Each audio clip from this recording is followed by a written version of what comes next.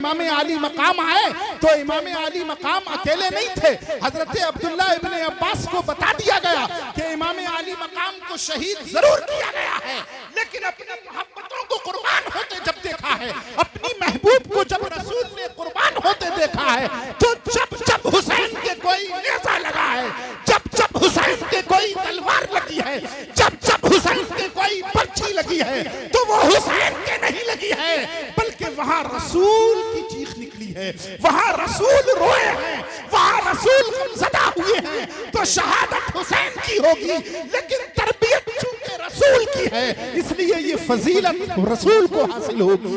का कुछ नहीं, इतना देखते ही मैं घबरा कर उठ गई हूँ और आपके पास दिन निकलने के बाद पूछने आई हूँ कि आखिर इस ख्वाब का मतलब क्या है।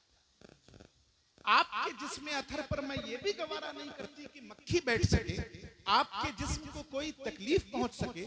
मैं ख्याल में सोच भी नहीं सकती कि माज़अल्लाह आपके जिस्म अथर से कोई टुकड़ा कटे और मेरे पास आ जाए, लेकिन मैंने ख्वाब में देखा है कि आपके जिस्म अक़दस का एक टुकड़ा कटा, गोश्त का एक लोथड़ा कटा और उड़कर मेरी गोद में आ गया।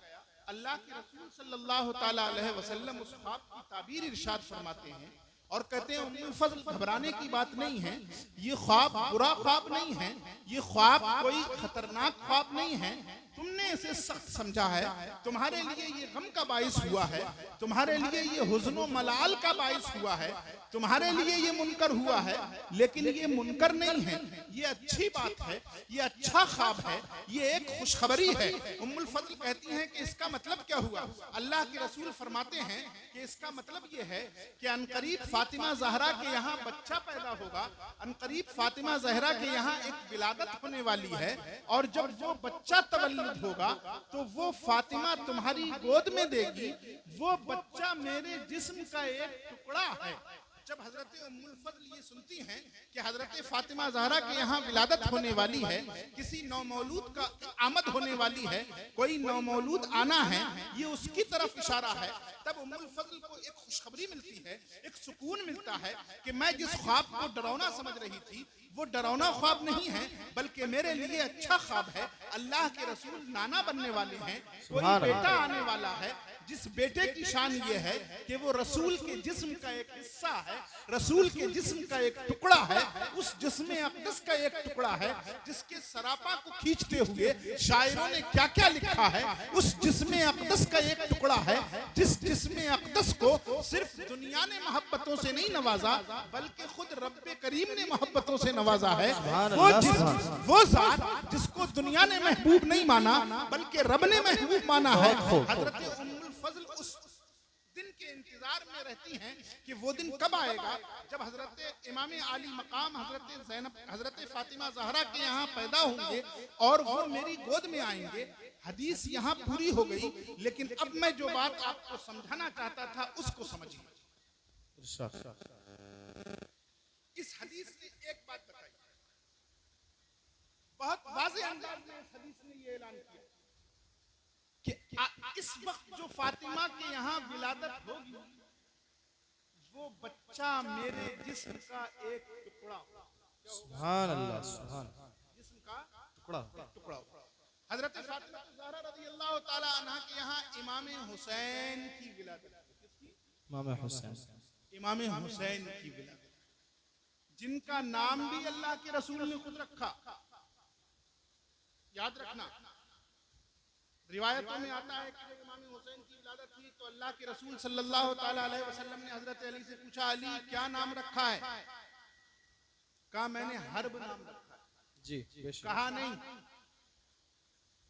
मेरे ऊपर इसका नाम हुसैन उतारा गया है। सुभान अल्लाह, बहुत खूब, बहुत खूब। मुझे इसका नाम हुसैन बताया गया है, लिहाजा मैं आज से इसका नाम हुसैन रखता हूँ। सुभान अल्लाह, सुभान अल्लाह, बहुत। समझते चलो, दो बातें हो गई। हुसैन नाम रसूल ने रखा, लेकिन रसूल करीम ये बता रहे हैं कि आसमान से मेरे ऊपर ये नाम उतारा गया है। बेशक, बहुत। यानी रसूल ने नाम रखा, लेकिन इस नाम का इंतखाब हुसैन के लिए रसूल ने नहीं बल्कि रब्बे करीम। सुभान अल्लाह, सुभान अल्लाह, बहुत। वो जात है इमाम अली मकाम की, वो हैं हुसैन पाक, जिनको हम हुसैन कहते हैं, जिनको हम शहीद आजम कहते हैं, वहीं आ जाओ जहां मैं बात कर रहा था कि इमाम हुसैन की पैदाइश से पहले इस ख्वाब का आना और अल्लाह के रसूल का इस ख्वाब की ताबीर बताना, सहाबा को ये बात बता देना थी कि अब जो हुसैन आए हैं ये सिर्फ हुसैन नहीं है, ये फातिमा का नूर ऐन भी है, अली का पिसर भी है, अली का लख्त जिगर भी है, लेकिन रसूल के जिस्म अथर का एक हिस्सा है। बस यहीं से ये बात समझ में आ गई कि जंगें बहुत सी हुई, लेकिन उन जंगों में शहीद होने वाले सहाबा किराम थे, उन जंगों में शहीद होने वाले मुसलमान थे, उन जंगों में शहीद होने वाले वो थे जिन्होंने अल्लाह के रसूल पर जान निछावर कर रहे थे। ऐसे लोग थे जिन्होंने जान निछावर की और निछावर करने के बाद भी जान की परवाह नहीं की, बल्कि यही कहते हुए नजर आए, जान दी हुई उसी की थी, हक तो ये है कि हक अदा न हुआ। वो ये यही कहते हुए नजर आए कि जिंदा हो जाते हैं जो मरते हैं हक के नाम पर। अल्लाह अल्लाह मौत को किसने मसीहा कर दिया, रसूल के नाम पर, रसूल की इज्जत पर, रसूल के लाए हुए दीन पर सबने जाने दी, सबने जाने निछावर की, कुर्बानियां पेश करते रहे।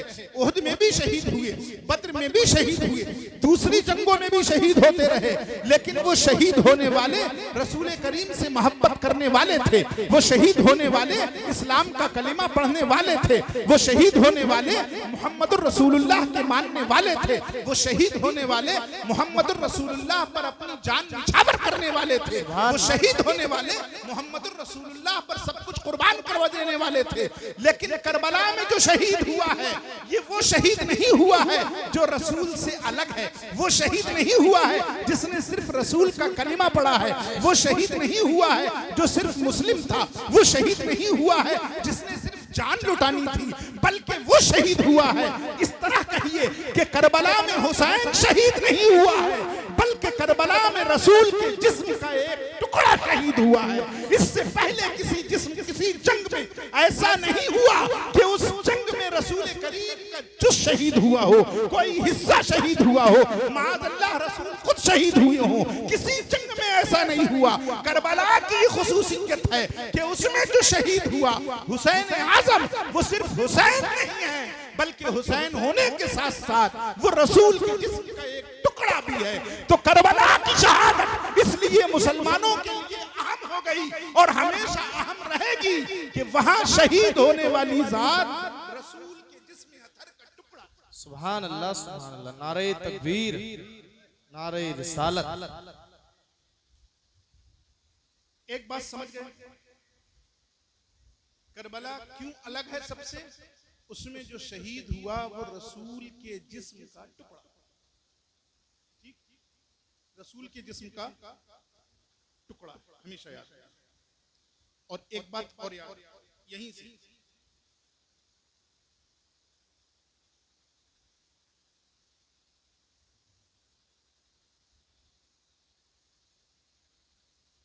मोहब्बत समझते हैं आप लोग? मोहब्बत समझते हैं? पीछे वाले बताओ, मोहब्बत समझते हो? मोहब्बत किसे कहते हैं? ये नौजवान बच्चे बैठे हैं, ये भी बताते हैं मोहब्बत किसे कहते हैं, समझते हो? अब देखो, एक खाका आपके सामने रखा, मोहब्बत दो तरफ से होती है।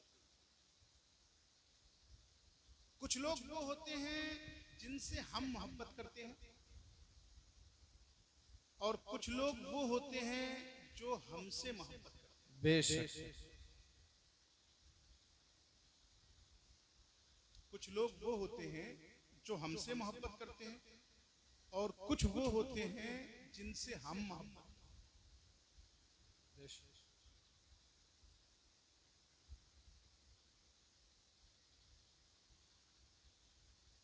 दोनों कैटेगरी, दोनों किस्में मोहब्बत ही से मुताल्लिक हैं, हमारे मुहिब्बी और हमारे महबूब।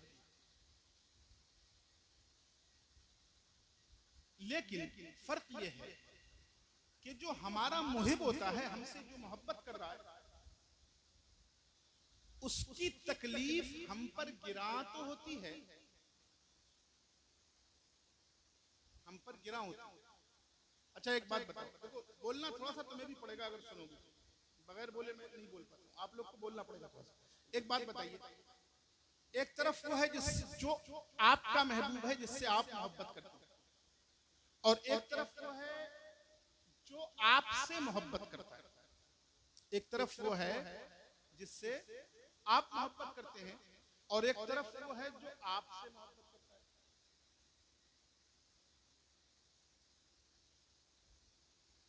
अगर दोनों तरफ से एक वक्त सदा आ जाए, आपका नाम लेकर बुला लिया जाए, तो आप किस तरफ जाएंगे?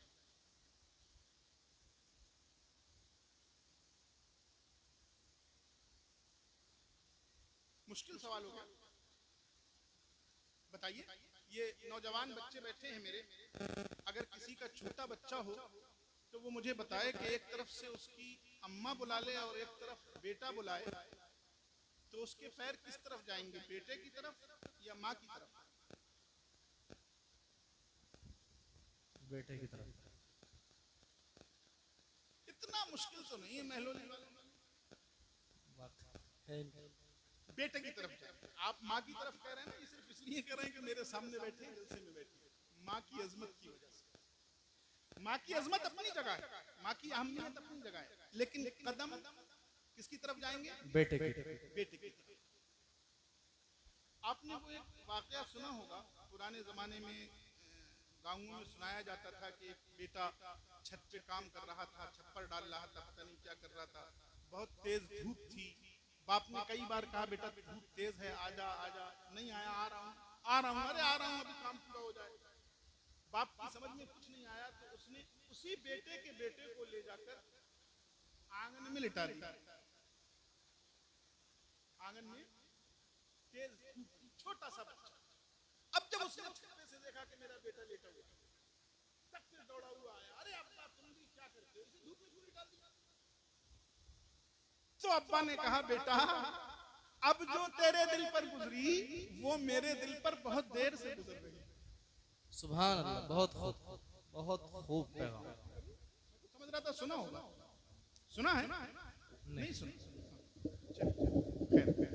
अब वैसे मैं इतनी वजाहत करता नहीं हूँ, लेकिन अब समझिए आप, इसका मतलब ये हुआ कि जिससे हम मोहब्बत करते हैं, हमारा रुझान, हमारे दिल का मैलान उसकी तरफ ज्यादा होता है। जी बेशक। और हमसे मोहब्बत करता है,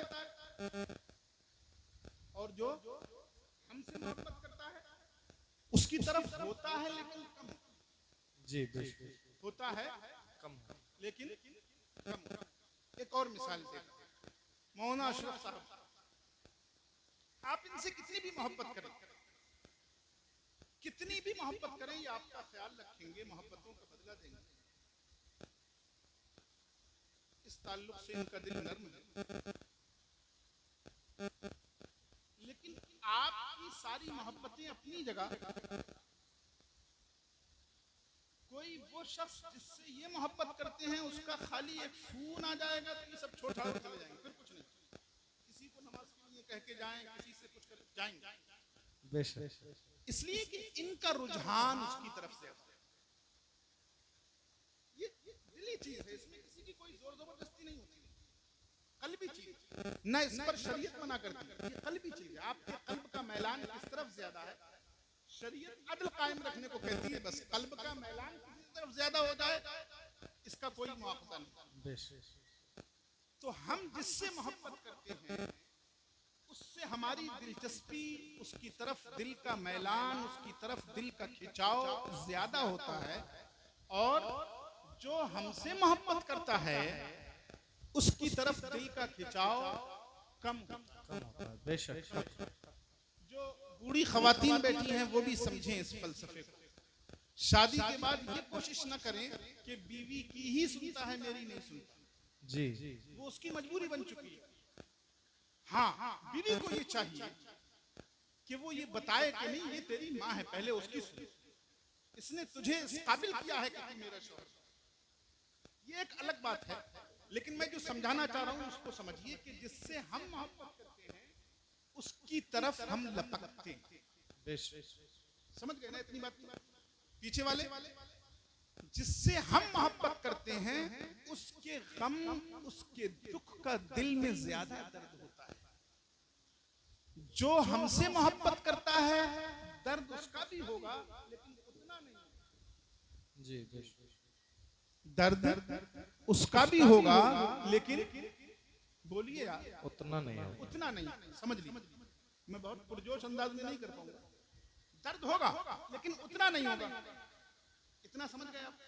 अब आप अल्लाह के रसूल सल्लल्लाहु ताला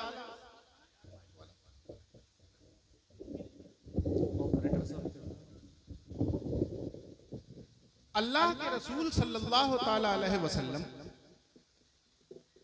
इमाम आली मकाम से कितनी मोहब्बत करते थे, कितनी मोहब्बत करते थे। इसका मतलब ये नहीं कि हुसैन को मोहब्बत नहीं थी रसूलुल्लाह से, हुसैन को भी रसूलुल्लाह से मोहब्बत थी, लेकिन रसूलुल्लाह को हुसैन से कितनी मोहब्बत थी इसका अंदाजा सिर्फ एक हदीस से मैं आपको बता रहा हूं। जी हमारे शबीर साहब तशरीफ फरमा है, सिर्फ एक हदीस, वो हदीस आपने सुनी होगी बहुत मर्तबा, लेकिन मैं एक नए जाविये से बता। अल्लाह के रसूल सल्लल्लाहु ताला अलैहि वसल्लम महबूब रब है, महबूब खुदा है। आपकी तमाम जिंदगी उठाकर देख लीजिए, आपने वही काम किया जो रब को। जी बेशक, इसमें कोई शक है किसी को? नहीं। आपका चलना फिरना जो रब को पसंद है वो काम आपने। जी जिस काम से रब को मोहब्बत है आपने वही काम किया। जिस फेल से रब ने मोहब्बत का इजहार कर दिया आपने उसी फेल को अंजाम दिया। जिसको फेल रब पसंद करता है आप उसी फेल को करते हैं। रब को नमाज पढ़ना पसंद है, आप नमाज पढ़ रहे हैं। रब को आपका रातों में खड़ा होना पसंद है, आप रातों रात खड़े हो रहे हैं। इतना खड़े हो रहे हैं, इतनी इबादत कर रहे हैं कि हुक्म आ रहा है महबूब बहुत ज्यादा नहीं, थोड़ा सा। बेशक रब को हिजरत करना पसंद है, आप हिजरत करके जा रहे हैं। रब को पसंद है कि मदीने में हिजरत से पहले ही कुछ मुसलमान बना दिए जाएं, कुछ कलिमा गो बना दिए जाएं। तमाम तर पहरे लगने के बावजूद आप अखबार में जाकर उनकी बैत ले रहे हैं, उन्हें मुसलमान बना रहे हैं। रब को पसंद है मेरे काबे को बसाया जाए, पाक किया जाए। 360 रखे हुए बुतों से काबे को पाक कर रहे हैं। क्यों? इसलिए कि रब को उसी कुब से मोहब्बत है, रब को वही पसंद है। यानी रब की जिससे मोहब्बत है रसूल उससे मोहब्बत कर रहे हैं। रब को जो पसंद है रसूल उसको पसंद कर रहे हैं। रब ने जो पसंद कर लिया है रसूल उसी पसंद पर चल पड़े हैं। रब जो पसंद फरमा रहा है रसूल वही फरमा रहे हैं। रसूल अपनी जबान से वही कहते हैं जो रब को पसंद है। जो रब को नापसंद है रसूल उसे अपनी जबान से नहीं कहते। यानी हर जगह रसूल करीम ये ख्याल रखते हैं कि जो रब की पसंद है वो मेरी पसंद है, जो रब को महबूब है वो मुझे महबूब है। जिसमें रब की रजा है उसमें मैं खुश हूँ, जिसमें रब की खुशी है उसमें मैं राजी हूँ। जो रब को खुश करेगा वो मुझे खुश करेगा, जो रब को नाराज करेगा वो मुझे नाराज करेगा। लेकिन एक मौके पर जब हसनैन करीमैन की बात आती है तो अल्लाह के रसूल ये दुआ नहीं करते हैं कि अल्लाह तू हसनैन से मोहब्बत करता है इसलिए मैं हसनैन से मोहब्बत करता हूँ। अरे अल्लाह हसनैन तुझे पसंद है इसलिए मैं जी बेशक। अरे अल्लाह हसनैन तू लाइक करता है इसलिए मैं हसनैन को लाइक करता हूँ। अरे अल्लाह हसनैन को देखकर तेरी रहमत खुश होती है इसलिए मैं खुश होता हूँ। बल्कि गोद में लेकर ये दुआ करते हैं अल्लाहुम्मा इन्नी उहिब्बुहुमा फाहिब्बहुमा। अरे अल्लाह मैं इनसे मोहब्बत करता हूँ इसलिए तू भी इनसे मोहब्बत फरमा। सुभान अल्लाह। सिस्टम चेंज हो गया। यानी ये नहीं कि तू मोहब्बत करता है इसलिए मैं मोहब्बत करता हूँ, बल्कि रसूल करीम फरमा रहे हैं मैं मोहब्बत करता हूँ इसलिए तू भी मोहब्बत फरमा। और मोहब्बत की जलवा फरमाई देखें, रब से इल्तिजा कर रहे हैं अरे रब मेरी मोहब्बत के सदका व तुफैल अगर मैंने तबलीग रिसालत की है, अगर मैंने इस्लाम को घर घर पहुंचाया है तो चूंकि मुझे इनसे मोहब्बत हो गई है लिहाजा तू भी इनसे मोहब्बत फरमा। और सिर्फ इन्हीं से नहीं बल्कि जो जो इनसे मोहब्बत करे मौलाए करीम उसमें से हर एक। सुभान अल्लाह सुभान अल्लाह। नारे तकबीर, नारे रिसालत। अब आपको समझ में आया कुछ के रसूल को हुसैन से कितनी मोहब्बत थी? आ गया समझ में? जी बेशक। आया। अब जहां मैं लेके चलना चाहता हूं वहां चलिए। दूसरी तमाम जंगों में जो लोग शहीद हुए वो रसूल के मुहिब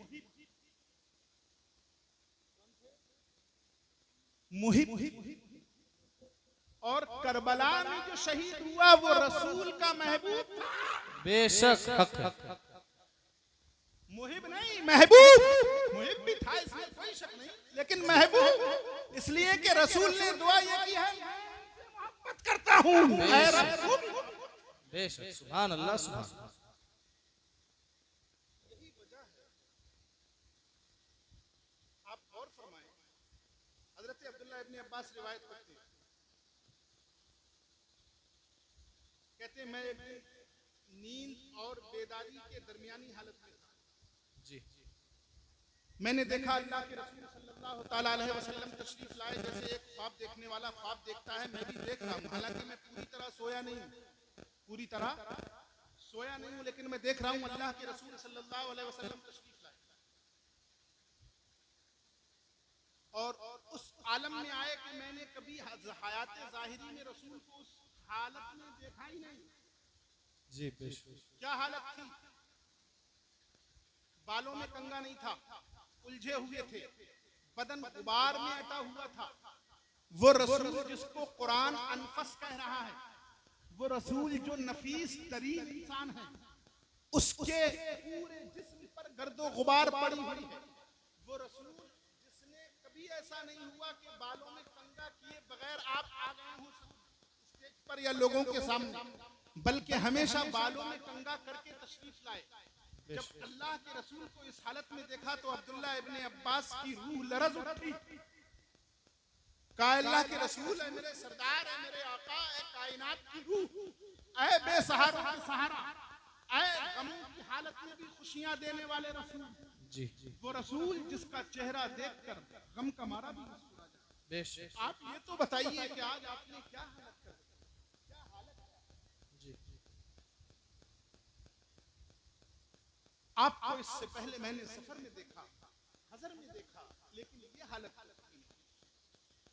मैंने आपकी जिंदगी में देखा। हजरत कासिम आपके साहिबजादे थे, उनका इंतकाल हुआ, उस वक्त भी ये हालत नहीं थी। हजरत इब्राहिम आपके साहिबजादे थे, उनका इंतकाल हुआ, उस वक्त भी ये हालत नहीं थी। आप तो बेकसों का कस हैं, आप बेचारों का चारा हैं, आप गरीबों की मदद करने वाले हैं। आपके सामने अगर कोई बिखरे दिल का आए तो आपकी बातें उसके दिल को जोड़ देती हैं। आपके पास अगर कोई दुखी आ जाए तो आपका चेहरा ज़ेबा देखकर उसे खुशी मिल जाती है, उसका दुख खत्म हो जाता है। लेकिन आज आपकी ये हालत क्यों है? आज आप इतने गमज़दा क्यों हैं? रसूल ये तो बताइए, आप दुनिया से जाने के बाद इतने परेशान क्यों नजर आते हैं? अल्लाह के रसूल अब्दुल्लाह इब्ने अब्बास से कहते हैं, अब्दुल्लाह इब्ने अब्बास तुम्हें मालूम नहीं है आज मेरे ऊपर क्या क़यामत टूटी है। ये शीशी देखो, इसमें जो खून भरा हुआ है, हाज़ा दमुल हुसैन व अस्हाब, ये हुसैन का खून है और उनके साथियों का खून। हुसैन और हुसैन का खून है और उनके साथियों का। और सिर्फ इतना ही नहीं, बल्कि रसूल करीम इरशाद फरमाते हैं, लम अज़ल अल्तक़ित। इब्ने अब्बास, आज सुबह से ही मैं इस खून को इस शीशी में जमा कर रहा था। अब्दुल्लाह इब्ने अब्बास कहते हैं, मैंने वो ख्वाब याद कर लिया और लिख लिया कि किस दिन मैंने ये ख्वाब देखा। जी बाद में जब खबर आई और मैंने हिसाब लगाया तो वो दिन आशूरे को रसूल करीम करबला से तशरीफ ला रहे। अब गौर कीजिए, अंदाजा लगाइए कि रसूल को हुसैन से कितनी मोहब्बत,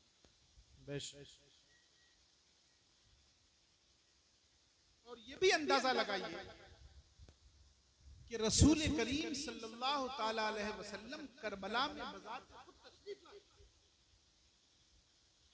दुनिया में नहीं है, ज़ाहिरी हयात में नहीं है, लेकिन रसूल बज़ात खुद करबला में तशरीफ लाए। अब फिर से एक बार मेरी बात समझिए, अल्लाह के रसूल फरमाते हैं, जिसने ख्वाब में मुझको देखा उसने हकीकत में मुझको देखा। जिसने ख्वाब में मुझको देखा, उसने हकीकत में मुझको देखा, इसलिए कि शैतान मेरी सूरत में फ़इन्न शैतान ला यतमस्सल, इसलिए कि शैतान मेरी सूरत में नहीं आ सकता। जिसने ख्वाब में मुझको देखा है उसने हकीकत में मुझे देखा है। अब्दुल्ला इब्ने अब्बास ख्वाब बता रहे हैं और ख्वाब में रसूल को देखना बता रहे हैं। इसका मतलब ये हुआ कि अब्दुल्ला इब्ने अब्बास ने ख्वाब में नहीं देखा बल्कि हकीकत में रसूल को देखा, और जब हकीकत में रसूल को देखा तो इसका मतलब ये कि रसूल करबला में बजाते खुद हकीकत में मौजूद थे। ये अलग बात है कि आप इस जाहिरी हयात में नहीं थे, ये अलग बात है कि जाहिरी में आप हमसे पर्दा फरमा चुके थे, लेकिन हुसैन की महबूबियत का आलम देखिए कि वो रसूल जिसकी नाज बर्दारी खुद रहमत खुदाबंदी किया करती है, वो रसूल भी जब हुसैन पर बुरा वक्त आया, जब हुसैन की आज़माइश का वक्त आया, जब हुसैन पर सब्र का वक्त आया, जब हुसैन पर जोरो जफा के पहाड़ टूटने लगे, तो सिर्फ हुसैन परेशान नहीं थे बल्कि खुद मेरा रसूल परेशान था। और सिर्फ परेशान नहीं बल्कि इतना गमज़दा था कि उसने अपने बालों में कंघा नहीं किया था, उसने अपने सर को झाड़ा नहीं था, उसने अपने बदन को झाड़ा नहीं था। अरे वो हुसैन का गम जिसमें रसूल परेशान था, वो गम करबला का दिया हुआ गम है। लिहाजा इस गम को हम कभी भी नहीं भूल सकते, हमेशा याद रखना। सुभान अल्लाह, सुभान अल्लाह, बहुत खूब, बहुत। इसलिए करबला एक अलग टाइप की जंग है, मुनफरिद है।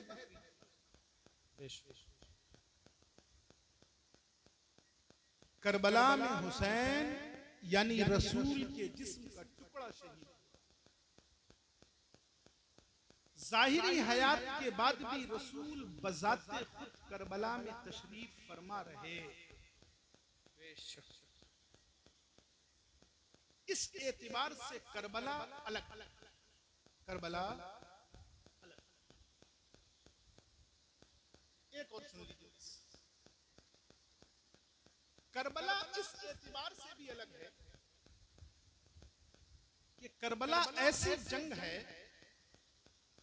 जिसकी खबर बहुत पहले आ चुकी है, जिसकी खबर बहुत पहले आ चुकी है। इतना पहले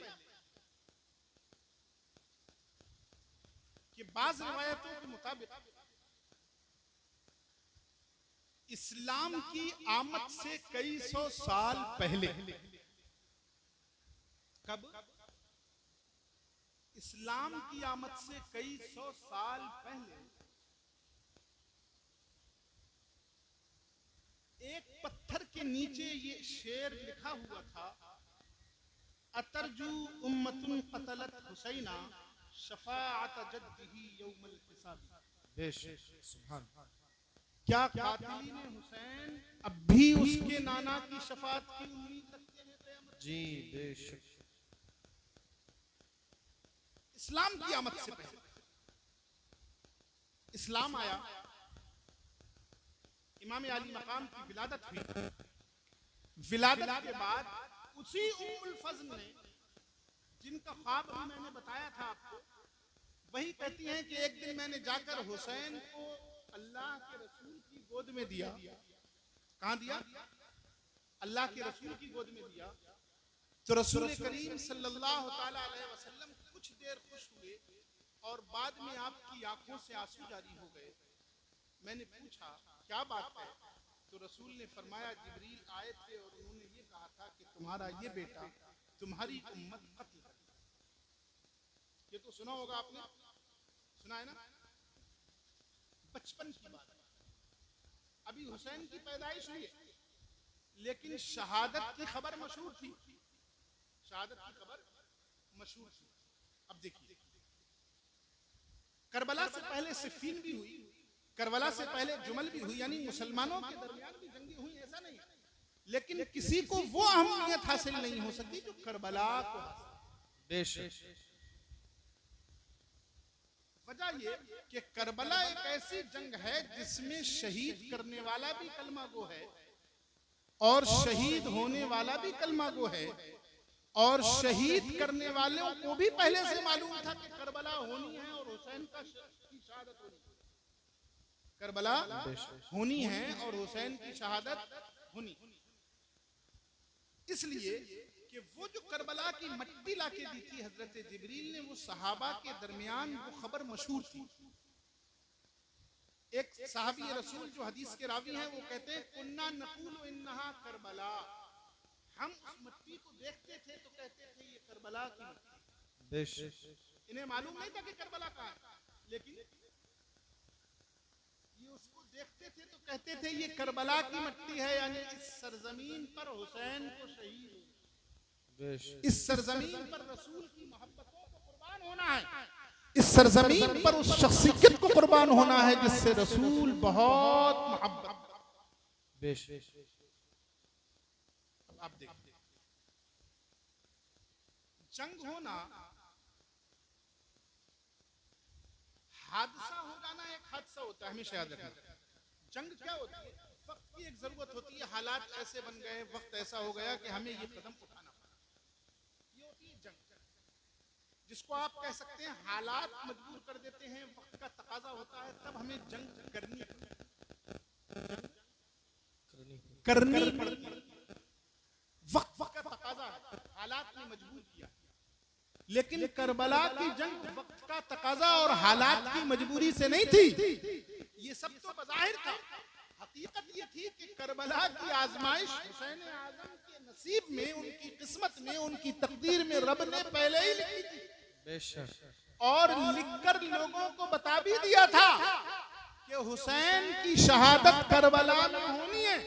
हुसैन की शहादत करबला में होनी, लेकिन इसके बावजूद ये शहादत होकर रही। अब आप सोचिए, आप बताइए, छोटी सी बात, अगर आपको किसी के बारे में ये यकीन के साथ मालूम हो जाए कि ये अल्लाह का वली, यकीन के साथ, फिर कहीं ऐसे हालात बन जाएं कि आपको हथियार उठाना पड़े, उस पर उठाएंगे? नहीं, क्या उठा लेंगे? नहीं उठाएंगे ना? बताइए, आप एकदम खामोश, उठाएंगे नहीं उठाएंगे? नहीं उठाएंगे। अच्छा, अगर मौलाना अशरफ साहब पे कहीं हथियार उठाना पड़े, उठा लोगे? नहीं।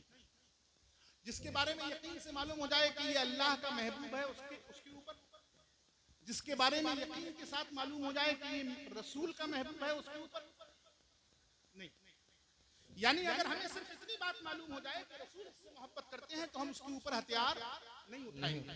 हमें सिर्फ इतनी बात मालूम हो जाए कि इससे अल्लाह भी मोहब्बत करता है तो हम उसके ऊपर हथियार नहीं उठाएंगे। हमें सिर्फ इतनी बात मालूम हो जाए कि इसके सुकून में रसूल का सुकून है, इसके चैन में रसूल का चैन है, ये रसूल का नूर ऐन है, तो हम उसके ऊपर हथियार नहीं उठाएंगे। लेकिन गौर करो कि वो लोग जिनके पास ये खबरें तवातुर के साथ पहुंची थी, जिनके बापों, जिनके दादाओं ने उन्हें ये बताया था कि रसूल का चैन हुसैन के अंदर रहता है, हुसैन अगर सुकून में है तो रसूल मुस्कुराते नजर आते हैं, और अगर हुसैन मचल जाए तो रसूल नाराज होते नजर आते हैं। हुसैन के रोने से रसूल को ठेस पहुंचती है, हुसैन के मुस्कुराने से रसूल को चैन मिलता है। और फिर ये भी मालूम हो जाए कि उसी हुसैन को कुछ लोग शहीद भी कर देंगे, उसके बावजूद मुसलमान कहलाने वालों ने हथियार उठा लिया। वजह क्या थी? ऐसा क्यों हुआ? ऐसा इसलिए हुआ कि हुसैन की शहादत सिर्फ हुसैन की शहादत नहीं थी। मैं आपको बड़ी तफसील से समझाता, लेकिन वक्त कम है इसलिए बहुत मुख्तसर में समझ लीजिए। हुसैन की शहादत सिर्फ हुसैन की शहादत नहीं, बल्कि ये किसी और की शहादत है। अब आप मेरे साथ साथ चलिए कुछ देर के लिए। अल्लाह के रसूल सल्लल्लाहु ताला अलैहि वसल्लम, जिनको हम सब महबूब कहते हैं, जिनको सय्यदुल अंबिया वल मुरसलीन कहते हैं, जो सारी खूबियों के मालिक हैं। बच्चे शुरू से शरह तहजीब से ये पढ़ते आते हैं कि सारी खूबियों के मालिक हैं, सारी खूबियों के मालिक हैं, रिसालत के मालिक हैं, जन्नत के मालिक हैं, दोज़ख के मालिक हैं। गोया कि कोई भी खूबी, कोई भी अच्छी सिफत ऐसी नहीं है जो रसूल अकरम के अंदर ना हो, कोई भी नेमत अजीमा ऐसी नहीं है जो रसूल अनवर के अंदर ना हो। वो हर खूबी के जामे हैं, वो हर खूबी के मालिक हैं। अच्छी सिफत कोई भी हो, अच्छी बात कोई भी हो, वो रसूल के अंदर मौजूद होगी। रब की नेमतों में से कोई भी नेमत हो, वो रसूल के अंदर मौजूद होगी। बहुत से अशार ये बताने के लिए शायरों ने कहे हैं कि वो सारे अंबिया जो अपने अंदर एक खूबी रखते थे, वो वो सब आपके अंदर मौजूद है। मैं उन अशार में नहीं जाना चाहता, मुख्तसर में समझिए कि रसूल के अंदर हर खूबी मौजूद है। अब और कीजिए कि शहादत भी एक खूबी है या नहीं? क्या रसूल नहीं, इसका मतलब एक खूबी तो नहीं। और शहादत की खूबी मिल भी नहीं सकती थी, इसलिए कि रसूल से रब ने वादा फरमाया, वल्लाहु यासिमुका मिनन्नास, मेरे महबूब इन लोगों की दुश्मनी, इनके मकरो फिरेब से अल्लाह तुम्हें बचाएगा। बेशक बेशक। ये वादा किसने किया था? अल्लाह। ये अल्लाह ने किया।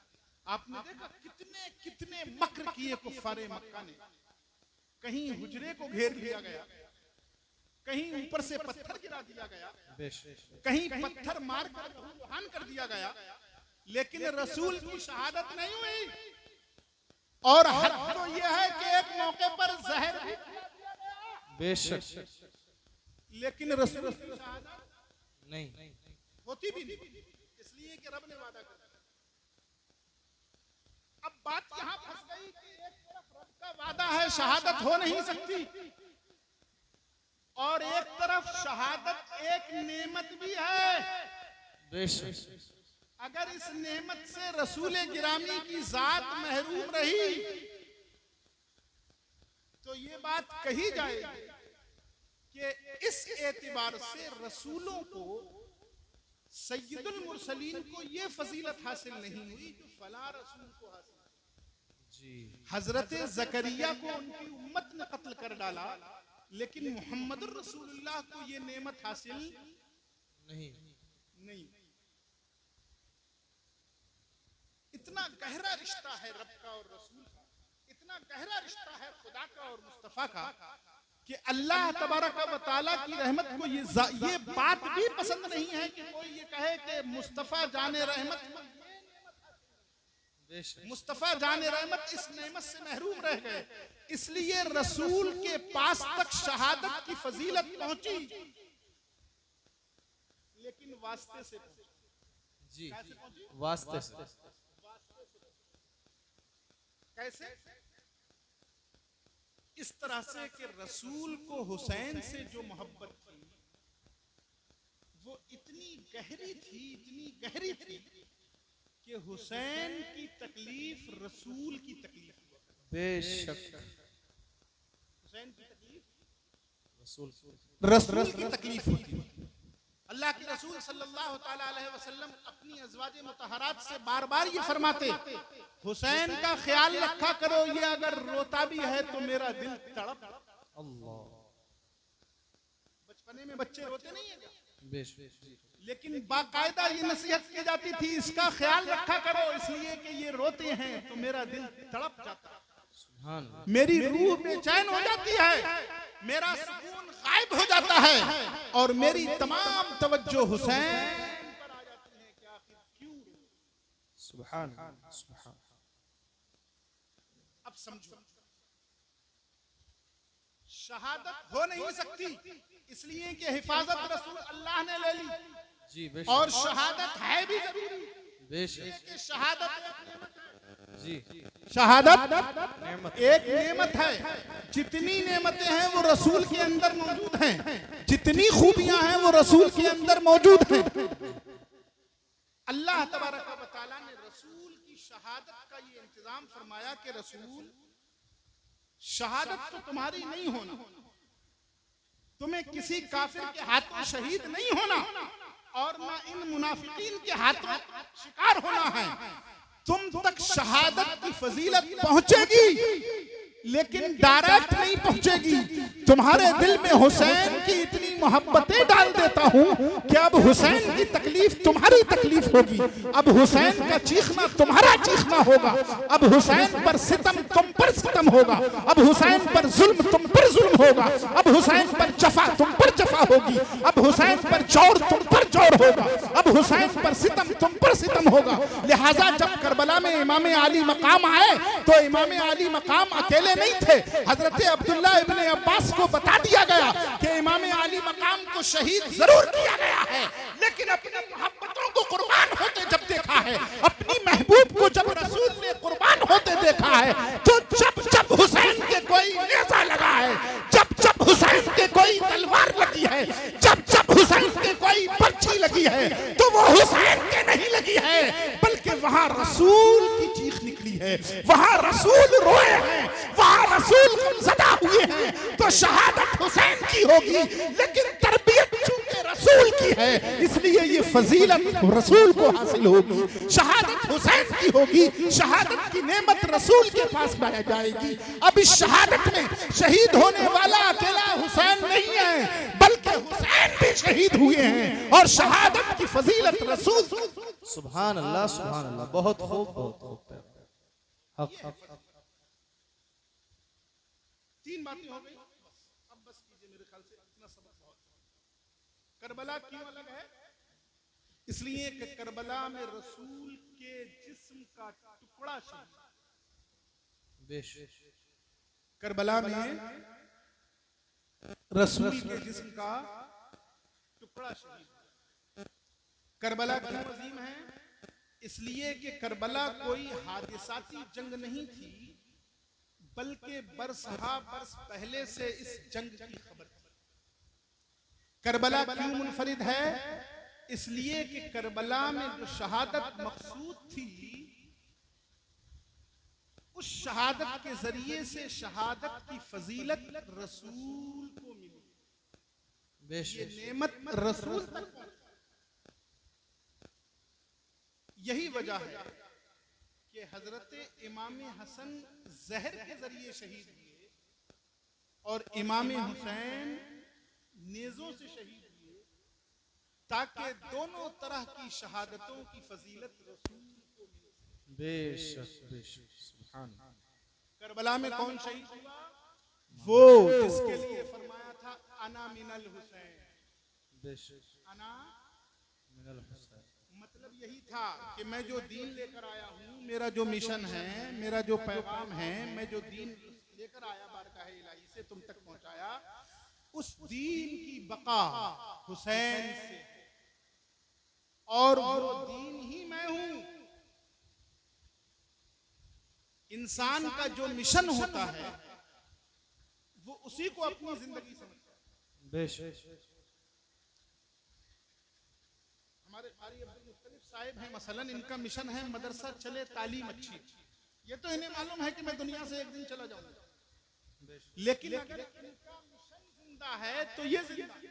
बेशक सही है ना? अगर इनका मिशन जिंदा है, अगर इनका मिशन जिंदा है तो ये जिंदा है। रसूल का मिशन क्या? दीन, इस्लाम। इस्लाम जिंदा है तो रसूल जिंदा। फरमाया अना मिनल हुसैन, मैं हुसैन से जिंदा हूं। बेशक, यानी मैं दीन ले आया, मैंने दीन तुम तक पहुंचा दिया, लेकिन इस दीन को बाकी रखना हुसैन की जिम्मेदारी है। अल्लाह के रसूल ने ये पैगाम दिया कि मुसलमानों, दीन तो है तुम्हारे पास, लेकिन ये समझ लेना कि जो दीन हुसैन से होकर जा रहा है, जो करबला के रास्ते से तुम तक पहुंच रहा है, वो दीन मेरा दीन है। बेशक, इसलिए मुझ तक हुसैन से आना है, बेशक, वाले टोले से मत आना। बेशक, मैं हुसैन के रास्ते से हूँ, तो दीन मोहम्मदी वही मकबूल है जो दीन हुसैन है। सुभान अल्लाह। हुसैन के अलावा किसी और रास्ते से अगर पहुंचने की कोशिश की तो हर किस नहीं पहुंच सकते। इसलिए याद रखो कि अब क़यामत तक दीन में जब जब फिरके बने, जब जब ग्रुप बने, जब जब पार्टियां बने, तो ये याद रखो कि हुसैन ने जो सबक दिया था वो सबक किस तरफ है? जो हुसैनी ग्रुप है वो ग्रुप मोहम्मद रसूलुल्लाह का है, वो दीनी ग्रुप है, वो हमें रसूलुल्लाह। बेशक, सुभान अल्लाह, सुभान अल्लाह। अब सिर्फ एक बात याद रखना, करबला किधर है? क्या याद रखना है? करबला किधर है, जिधर करबला है उधर हम। जी हमें ये नहीं देखना कसरत किस तरफ है, अक्सरियत किस तरफ है। नहीं, हुसैन ने फैसले अक्सरियत से नहीं होंगे, फैसले हक से होंगे। बेशक हक। यजीद के जहन में यही तो था कि जिसके पास ताकत है वही हक है। जी हुसैन खड़े हुए और कहा नहीं, जिसके पास ताकत है वही हक है, ये इस्लाम के खिलाफ। जी बल्कि सच्चाई यह है कि हक ही ताकत है।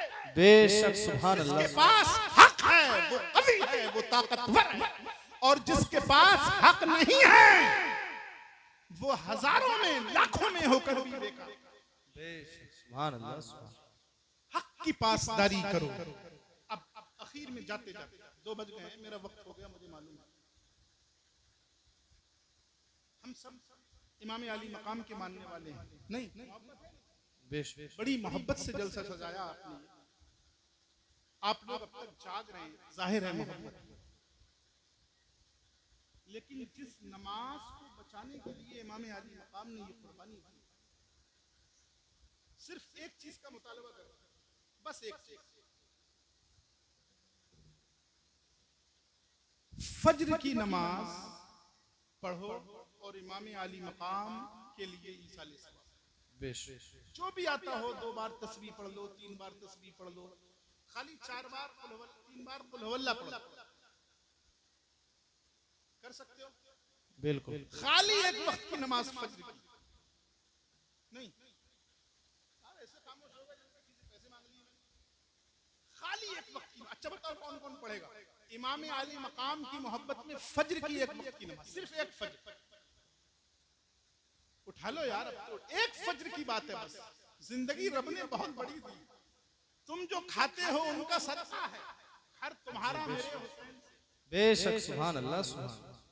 उसके बावजूद हाथ नहीं उठा पा रहे। एक फज्र हाथ उठाओ, एक फज्र इमाम अली मकाम अलैहिस्सलाम की मोहब्बत में पढ़ेंगे इंशाअल्लाह।